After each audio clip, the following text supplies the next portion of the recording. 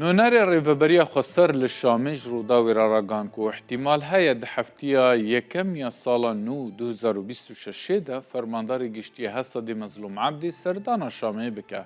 عبدالکریم عمر دیار کرد کو آرمان جا سردان مظلوم عبدی اوکو پیمان طایبتا به تولیبونا حسدی و هزن ارتش دنا و هزن اولهی سوریه دا بیت امضا کرن.